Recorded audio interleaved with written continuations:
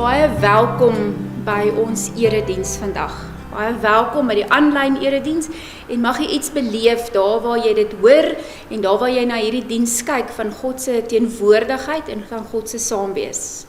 Hierdie is vandag 'n baie spesiale diens, want vir die eerste keer van lockdown gaan ons 'n babietjie doop. En dis ook dan vir my 'n voorreg om ons lidmate hier te verwelkom en te sê baie dankie dat julle hier is. Dankie dat ons saam met julle opgewonde kan wees en dat ons hierdie groot geleentheid in Klein Gerard se lewe mag vier. Bianca en Gareth, baie dankie dat julle hier is. Elke babietjie wat in Weltevreden gedoop word, is vir ons 'n groot ding en ons is baie dankbaar en baie bly dat julle dit saam met ons vandag doen. Dit is vir my 'n voorreg om jou te groet in die naam van die Vader en die Seun en die Heilige Gees. Kom ons sluit die oë. Here God, baie dankie dat ons so saam kan wees. Wat 'n wonderlike voorreg om Klein Gerard vandag na U toe te bring. Ja Here, al die beloftes wat hy vandag ontvang, het U reeds vir hom en vir sy ouers gegee. Maar hier neem ons vandag foto's daarvan. Hier is vandag getuies van U genade en van U liefde en van U omgee. Mag ons dit naby die hart hou. Dankie Here dat ook in hierdie baie vreemde tyd, dat ons hier in die kerk kan saam wees en iets kan beleef van die gemeenskap van gelowiges. Amen. Lees graag vir julle hierdie volgende gebedgedig van Iba Ezra. Ek sien U in die sterrehemel, ek voel U in die koelte van die wind, in elke asemteug, in ieder klank wat my ore bereik, weer klink U naam. Die tenger graspriet, die nederigste blom, getuig van die eindelose majesteit en mag. Amen. Ek gaan julle dan uitnooi om saam met ons te luister en te sing as die begeleidingsspan ons begelei in 2 liedere. Dankie Ferreira en dankie Christo. O Heer my God, as ek eerbied wonder en al die werke elke dag aanskou, die son en maan, die aarde, sterre, wolke,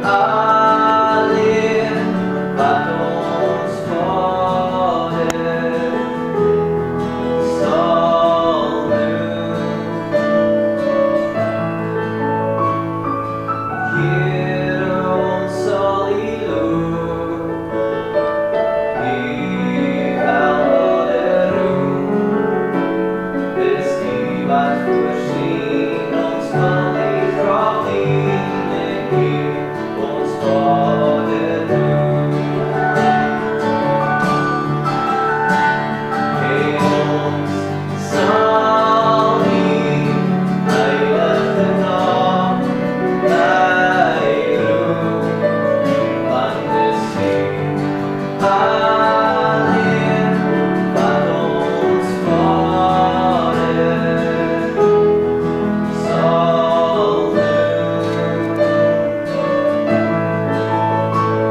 En ons sal die heilige naam bly roem, want dis U alleen wat ons Vader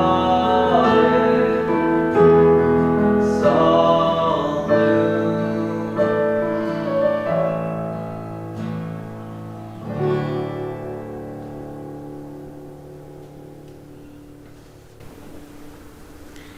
Gerris en Bianca, ek gaan terwyl ek hier staan vir julle die formulier voorhou, want nou moet ek die masker opsit en dan is die klank dalk nie so goed nie. By die doop kom ons by een van God se genadehandelinge. Die feit dat God kom en sê maar, ek kom beloof, voordat klein Gerard enigiets verstaan, enigiets weet, enigiets al gedoen het, kom sê God, maar jy is my kind en ek is lief vir jou.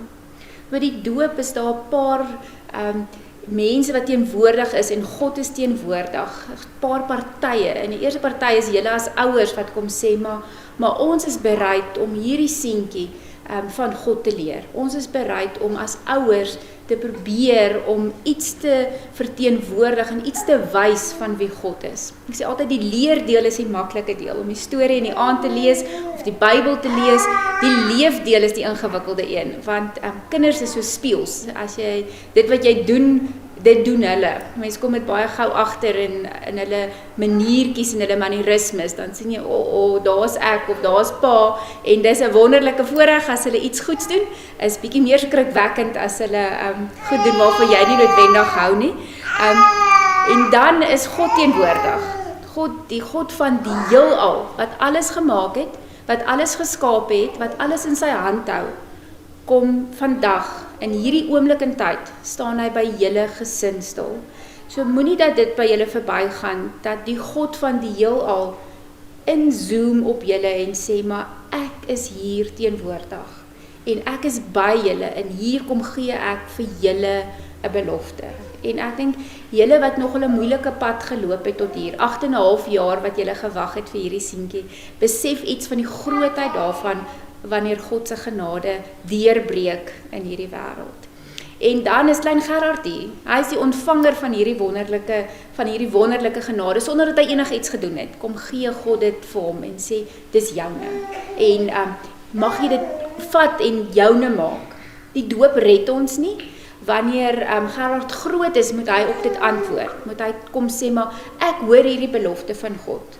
En ek is bereid om dit vir my te vat.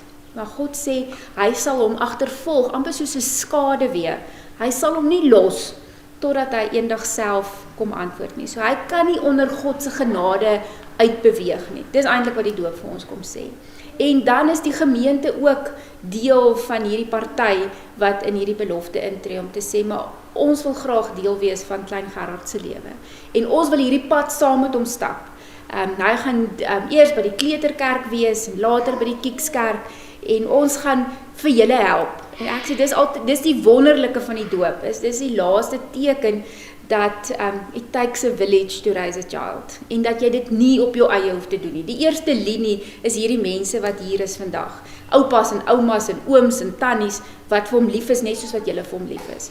Maar die groter sirkel is ons wat sê, maar ooms en tannies wat julle nog nie eers ontmoet het nie, wat vir hom gaan leer, en vir hom iets gaan vertel van wie God is. En dis wonderlik dat daar nog 'n perspektief inkom.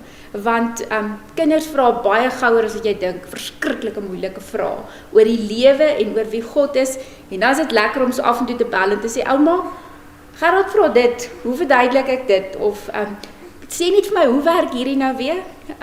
En dit is die wonderlike van die doop, is dat Gerard hierdie belofte ontvang, maar dat julle ook as ouers die belofte ontvang, dat julle dit nie alleen hoef te doen nie. Dat julle dit in die same kring, in die vriendekring, in die familiekring van 'n gemeente kan doen. En dit is 'n wonderlike voorreg. Vandag het julle die voorreg en die genade om foto's van God se genade te kan neem. Daar's min geleenthede wat jy 'n foto kan uithaal en sê, kyk, hier is die genade van God. As ons nou vir Gerard gaan doop, dan kan jy daai foto neem en eendag die album oopslaan en as hy vra, wie is God? Dan sê hy, dis die God wat op hierdie dag vir jou 'n belofte gegee het. Hierdie belofte het hy lankal vir julle gegee, baie lankal, en Gerard is reeds Gerard se. Vandag is dit net deel van hierdie geleentheid. So ek gaan vra dat julle vorentoe kom en dan gaan ek die vrae aan julle vra en dan gaan ek vir Gerard doop.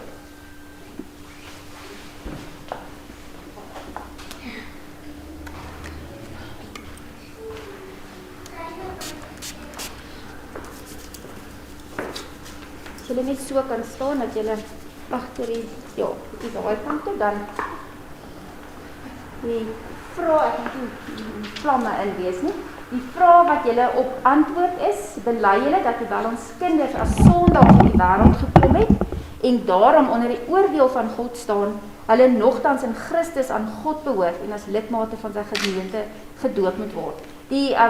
Dit klink so vreemd, want hulle lyk mos nou nie so sondaartjies nie, maar as hulle groter word, dan besef mens baie gou dat hulle 'n deel daarvan het, maar al wat hierdie vraag beteken is, ons kan onsself nie red nie, en dat ons regtig vir God nodig het om vir ons te red. Aanvaar julle die Bybel as die woord van God en aanvaar julle die leer van die kerk soos die belydenisskrifte dit verwoord as die ware en volkome leer van verlossing. En dan ten laaste beloof julle om hierdie kind in die leer na die beste van julle vermoë te onderrig en ook te laat onderrig. Bianca en Gerrit, wat is julle antwoord op hierdie vraag? Dan kan julle hom bring. Wat is lekker warm hoor? Heer Gerard, ek doop jou in die naam van die Vader en die Seun en die Heilige Gees. Amen. Here Jesus, ek bring hierdie gesin en die groter familie en vir Gerard na U toe. Mag U hulle omvou met U genade en U troos. Dankie Here dat ons kan bewus wees van die pad wat U met hulle gestap het. Ja Here, dit was nie altyd maklik nie. En dat klein Gerard regtig geantwoord is op 'n baie jare se gebed.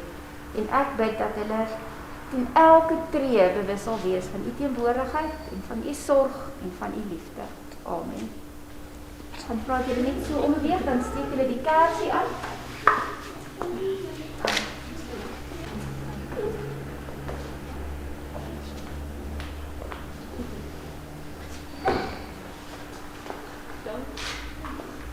Welkom Gerard by ons. Die tema van vandag se erediens is die Koninkryk van God is nooit in die moeilikheid nie. En so ook nie jy nie. Dit is 'n verkorting van 'n aanhaling van James Bryan Smith wat gesê het: You are one in whom Christ delights and dwells. You live in the strong and unshakable kingdom of God. The kingdom is not in trouble and neither are you. Ek dink met die aanbreek van die pandemie het 'n klomp mense gesê, maar nou is die kerk in die moeilikheid. Daar was 'n klomp voorspellings gemaak oor wat gaan gebeur as mense nie meer fisies in 'n gebou bymekaar kan kom nie. En vandag gaan ek saam met julle kyk wat gebeur met die eerste gemeente in Handelinge. Daai eerste klompie Christene wat bymekaar gekom het. As jy tyd het iewers te Handelinge 6 tot Handelinge 8 om deur dit te lees. En ons gaan stil staan grootendeels by Stefanus se preek. Stefanus, die eerste martelaar in die Nuwe Testament en die eerste martelaar eintlik van die Christelike geloof. En ek lees dan vir ons in Handelinge 6 vers 8. Stefanus, aan wie God baie genade en krag gegee het groot wonders en tekens onder die volk gedoen.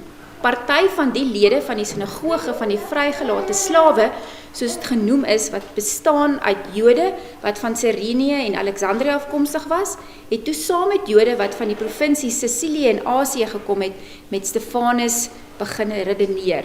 Hulle was egter nie opgewasse teen die wysheid wat hy van die Gees ontvang het en waarmee hy gepraat het nie. Toe het hulle mense omgekoop om te sê, ons het hom teen Moses en teen God hoor laster. Hulle het die volk en die familiehoofde en die skrifgeleerdes opgesweep, die het op hom afgestorm, hom gegryp en voor die Joodse raad gebring en vals getuies gekry om te sê, hierdie man wil nie ophou om dinge teen die heilige tempel en die wet van Moses te sê nie. Ons het hom hoor sê dat hierdie Jesus van Nasaret die tempel sal afbreek en die voorskrifte wat Moses vir ons gegee het sal verander. Toe al die lede van die raad stip na Stefanus sit en kyk, sien hulle dat sy gesig soos die van 'n engel lyk. Tot sover. So Stefanus is 'n Grieks sprekende Jood. So hy wat ons in die Bybel hoor, as ons van hulle lees, Hellenistiese Jode, dit beteken hulle kon nie Hebreeus of Aramees praat nie, hulle het van 'n ander deel van die wêreld gekom en hulle het Grieks gepraat. Nou Stefanus het dan by van die tempels wat in Jerusalem was, wat spesifiek opgerig is vir ouens wat van ander wêrelddele afgekom het, uit Afrika, uit Turkye, Klein-Asië, daai gedeeltes, en dan het hulle Grieks aangeleer, en dit was die sinagoges. Daar was 5 van daai sinagoges in Jerusalem. Die een waar Stefanus dan hoofsaaklik ook gepreek het, is die van die vrygelate slawe. En hulle was vry, want dit is Jode wat opgekoop was deur Romeine iewerste en as slawe behandel is, en dan het hulle weer vry geword, en dis die spulletjie dan nou daar by mekaar gekom. Wat belangrik is om te sien dat in die tempel van die vrygelate slawe is die mense van Sicilië het daarna toe gegaan. Nou Sicilië se hoofstad is Tarsus. En in Tarsus se sinagoge was daar 'n baie bekende jong man wat baie groot opgangs gemaak het en geleer het by die voete van Gamaliel, en hy is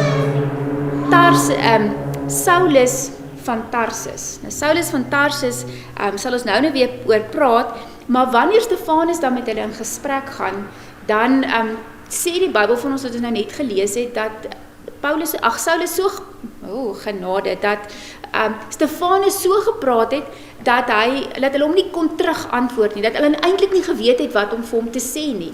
En een van die ouens wat daar gesit het, was Saulus van Tarsus, en dit moes vir hom nogal redelik teerpuntjie gewees het, dat Stefanus hom kan uitoorlê met die skrif, want dis waarop hy gestaan het om te sê, maar hy verstaan, hy ken die Bybelse geskrifte, hy weet presies waaroor dit gaan, al die geskrifte van die Ou Testament. En wat mense doen, ons doen dit vandag nog, as jy iemand nie kan uitoorlê met argumente nie, dan praat jy net harder. En dis presies wat hulle doen, al harder begin praat, en toe hulle hom nie meer kan doodpraat nie, toe het hulle vals getuies teen hom begin inbring en gesê, maar okay, ons sal dan mense omkoop, sodat hulle getuies teen Stefanus kan inbring, sodat ons iets teen hom het. En die 2 klagtes wat hulle dan teen hom inbring, is dat hy die tempel negatief praat oor die tempel, of die tempel onheilig, en die wet van Moses. Dit is nogal interessant as mens die teks lees, dat hulle sê, hy praat teen Moses en teen God, en dat hulle Moses amper bo God stel, want in die antieke tale, dit wat jy eerste noem, is die belangrikste. Maar die 2 klagtes waarvoor hy aangekla word, is dat hy teen die tempel en teen die wet van Moses praat, en dan dwing hulle half vir hom om te sê, maar kies 'n ja of nee, is jy skuldig of jy nie skuldig nie.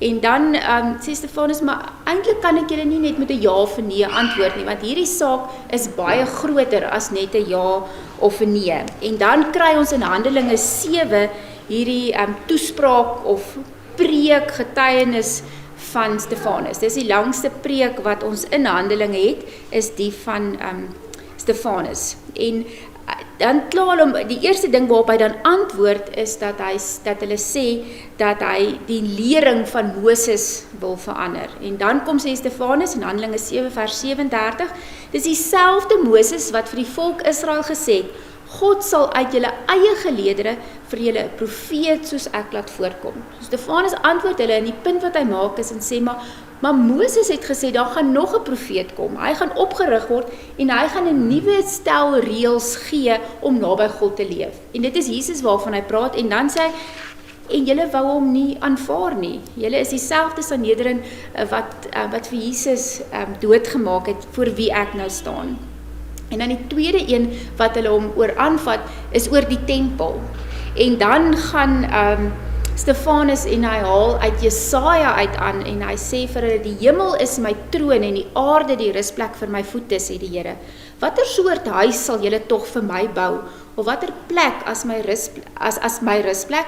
Het ek nie self al hierdie dinge gemaak nie. So, Stefanus kom sê vir hulle, weet julle wat, God het deur Jesaja kom sê, maar dit is nie moontlik vir 'n mens om 'n plek te bou waarin God vasgevang kan word nie.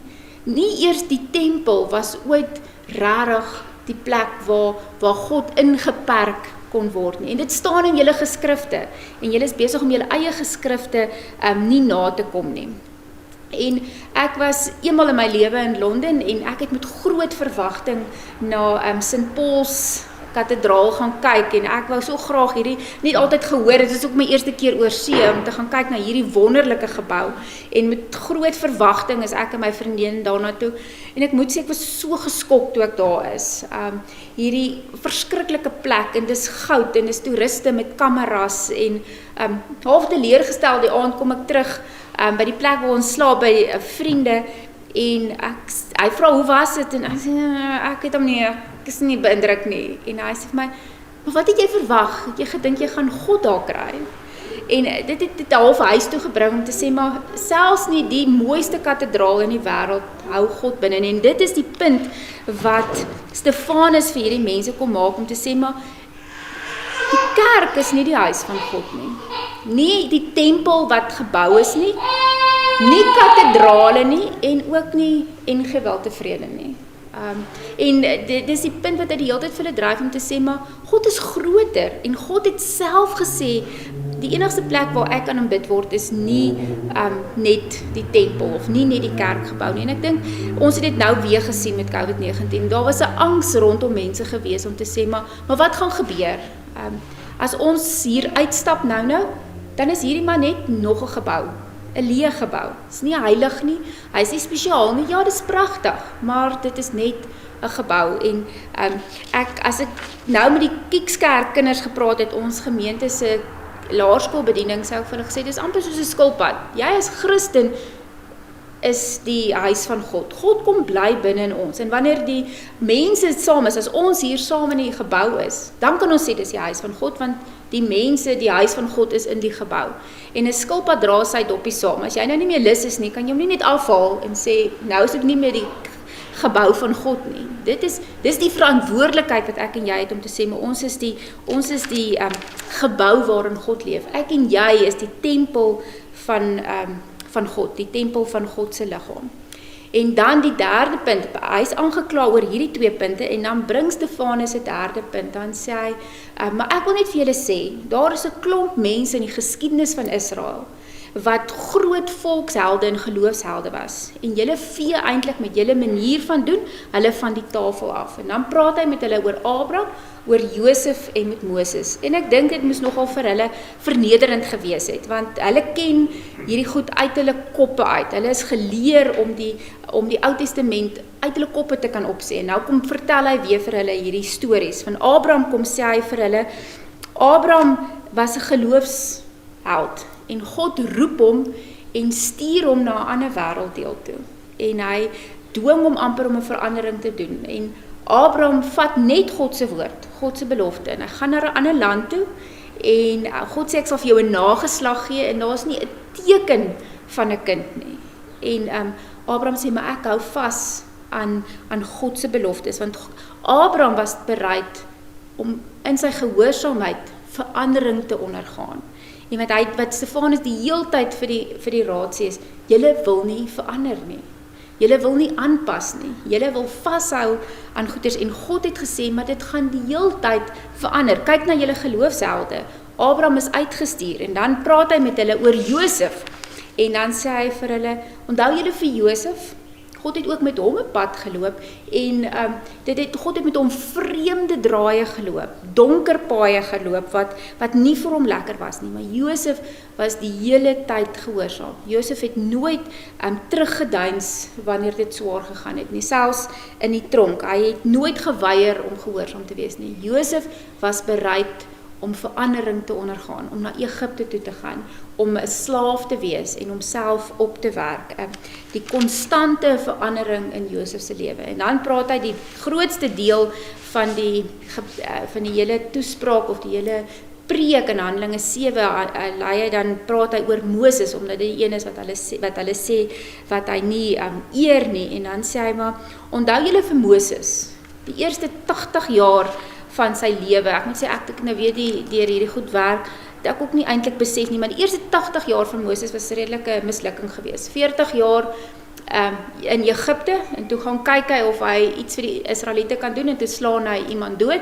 Toe sy 'n vlugteling vir 40 jaar in die woestyn, wat hy daar gebly het, en skape opgepas het, en geboer het eintlik, kan mens sê, en dan kom God, en dan roep hy, en dan sê Stefanus vir hulle, Moses was hierdie groot leier, julle groot leier, en uit sy eie wou hy iets gaan doen, en dan maak hy 'n hengse gemors daarvan, en wanneer God hom aanraak, en homself roep, dis eers dan wanneer daar 'n verandering kom, wanneer die leier opgerig word, en besef julle dat julle agter God moet aanloop, en nie agter leiers nie, want as God nie 'n leier oprig nie, kan daai leier niks doen nie, en dan sê hy vir hulle, en selfs die 40 jaar wat Moses saam met die volk deur die woestyn getrek het, was daar hierdie onsekerheid by hulle, dan volg hulle God, en dan dwaal hulle af. Dan kom hy af met van die verheerliking van die berg af, sy onderkom, dan is daar 'n goue kalf, en die groot skok vir Moses, dat die volk dit kan doen, en dan sê Moses vir hulle, sê Stefanus vir die raad, weet julle wat, Moses het gesê, dit sal weer gebeur, as ek wat Moses is, nie meer julle leier is nie, sal die volk weer wegtrek, sal die volk weer na afgode te doen, en julle is eintlik besig om dit te doen, omdat julle nie na Jesus geluister het nie, omdat julle nie na die Heilige Gees luister nie, is julle weer besig om in 'n rigting in te trek, so julle is nie besig om Abraham en Josef en Moses se voorbeelde te volg nie, julle is besig om ouens wat afgode aanbid het se voorbeeld te volg, en dan sê die teks vir ons in vers 54, toe die lede van die Joodse raad dit hoor, het hulle van woede op hulle tande geknars. So hulle was regtig woedend kwaad. Want wanneer jy met die waarheid gekonfronteer word, kan jy nie neutraal bly nie. Dan staan nie 'n grys deel nie. Jy moet of kies ja of kies nee. En hulle weet toe, maar dit gaan eintlik nie oor Stefanus nie, dit gaan oor Jesus Christus. En hulle het Jesus veroordeel tot die dood. So hulle moet of vir Jesus kies en sê ons het 'n fout gemaak, of hulle moet bly by hierdie punt en ook vir Stefanus en dan weer 'n keer vir Jesus eintlik veroordeel. En Jesus het gesê dit gaan gebeur. Jesus het gesê, Matteus 10 vers 34, moenie dink dat ek gekom het om vrede op die aarde te bring nie. Ek het nie gekom om vrede te bring nie, maar die swaard. Matteus 12 vers 30, wie nie aan my kant is nie, is teen my, en wie nie saam met my die skape bymekaar maak nie, jaag hulle uitmekaar. Jesus het gesê, maar daar gaan verdeling kom, want wanneer jy met die waarheid gekonfronteer word, moet jy kies. En dan kyk, terwyl Stefanus daar sit, en hulle hom ter dood veroordeel, eintlik op 'n manier, en hulle na hom toe storm, dan sê hy, kyk, ek het gesê, ek sien die hemel geopen, en die seun van die mens, wat aan die regterhand van God staan. En dit is half, soos hulle in Engels sê, die tipping point, want daarna, toe het hulle hard geskreeu, en hulle ore toegedruk, soos een man het hulle op hom afgestorm, om uit die stad uitgesleep en gestenig. Die getuies het hulle klere neergesit, by 'n jong man, met die naam Saulus. So Saulus was teenwoordig, daar waar hy in gesprek tree, Stefanus in die Griekse sinagoge, en hy is daar waar Stefanus gestenig word. En wanneer hulle gestenig word, is hulle in 'n gat gesit onder in die grond, nie soos wat hulle destyds in die Bybelse, die kinderbybels geteken het, dat iemand daar in die middel staan en dan gooi hulle klippe nie, want as jy nie goed kan gooi nie, gooi jy die een aan die ander kant met 'n klip teen sy kop. So hulle het die ouens wat gestenig is, of van 'n kraans afgegooi, of onder in 'n put gesit en hulle dan gestenig. En dis dan wat met Stefanus gebeur. En in Handelinge 8 vers 1 lees ons ook, Saulus het hierdie moord goedgekeur, die steniging van Stefanus, en daardie dag het daar 'n ewige vervolging van die gemeente in Jerusalem begin. Al die gelowiges, behalwe die apostels, is uitmekaar gejaag en verstrooi oor die gebiede van Judea en Samaria. So wat hier gebeur is, dit gaan goed met die kerk. Hulle kies, Stefanus is 'n diaken wat gekies word om te sê, maar ons het mense, dit gaan so goed met die kerk in Jerusalem, ons moet mense bykry om ons te kom help. En dan kies hulle vir Stefanus en 6 ander om hulle te help. En dan gebeur hierdie, Stefanus word doodgegooi met klippe. En dan moet ons vandag weet, dat die bloed van die martelare is die saad van die kerk. Want wat hierna gebeur is, dat Stefanus word gestenig, en by Stefanus' steniging is Saulus van Tarsus. Saulus van Tarsus kry 'n nuwe naam, Paulus. Paulus is die een wat die grootste deel van die Nuwe Testament skryf. Paulus verander die bekende wêreld. Paulus het vandag nog 'n invloed op die kerk, en as ons Paulus se verhaal lees in Handelinge, op pad na Damaskus, wanneer Paulus geroep word, dan sê God vir hom, Saul, Saul, waarom vervolg jy my? Jy maak jou net seer deur jou te verset. En ek dink, wanneer God vir Saulus of Saul daar roep, dan moet daai prentjie van die steniging van Stefanus by hom opkom. Want hoe erg moet dit wees om iemand te sien wat besig is om met klippe doodgegooi te word. En Paulus homself later in sy lewe, sal julle sien as mens sy briewe lees, aan die einde dan lees mens, dan sê hulle, en hier skryf ek Paulus met my eie hand.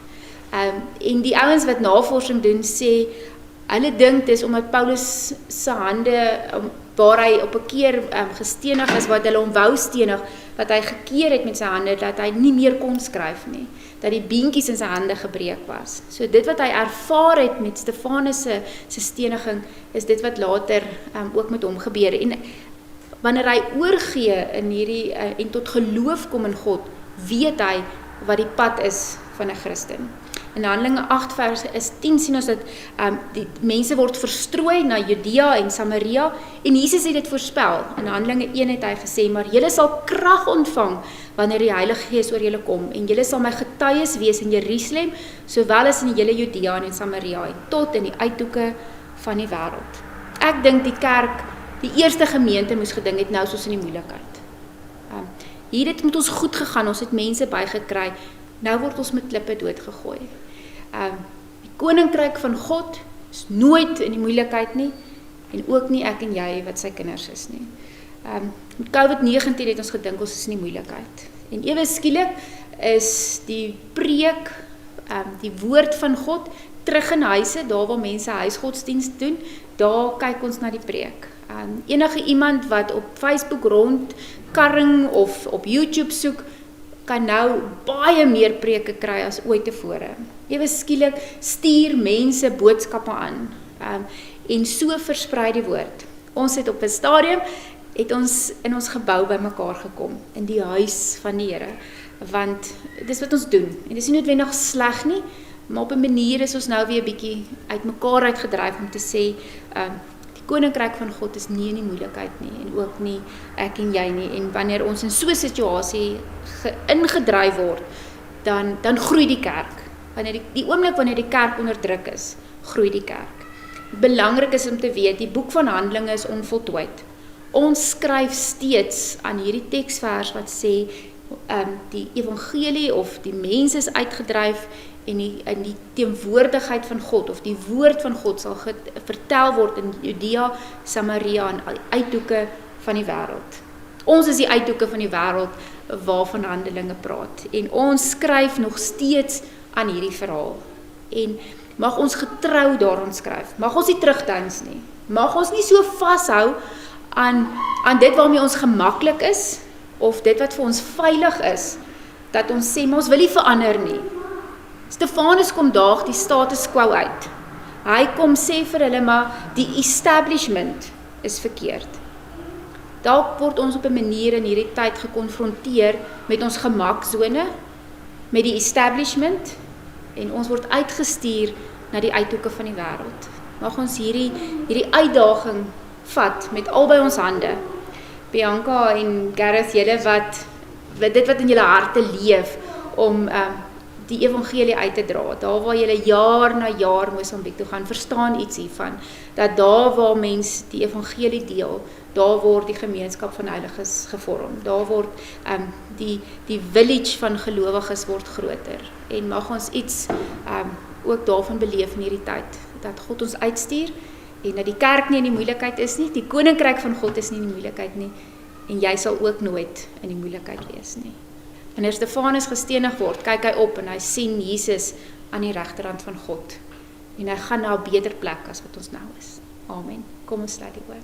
Here God, dankie dat wanneer ons dink nou is dit die einde. Nou is dit chaos. Dan kom sê U vir ons, ek is julle God. En niemand druk julle uit my hand uit nie. Dankie Here dat die evangelie se saad die bloed van martelare is. Ja Here, dit is nie noodwendig altyd lekker om te hoor nie, maar dit is so die waarheid. Dat daar waar die kerk swaar kry, daar groei die kerk. Daar waar mense dink hulle kan dit terugdruk of doodmaak, daar floreer die kerk. Dalk het ons Here vir te lank net gemaklik by mekaar gekom en nie eers daaroor gedink dat daar mense buite die gebou is wat U nog nie ken nie. Help ons Here om in hierdie boekhandelinge aan te hou skryf, aan te hou om die evangelie te vat na die uithoeke van hierdie wêreld. Amen. Ek gaan geleentheid gee nou dat die kollekte opgeneem word. Baie dankie vir elkeen wat op hierdie stadium nog steeds voorsien en gee. Dit help dat ons op 'n klomp maniere 'n klomp mense kan help. Baie, baie dankie daarvoor. Ontvang die seën van die Here. Mag julle weet dat die Koninkryk van God nooit in die moeilikheid is nie.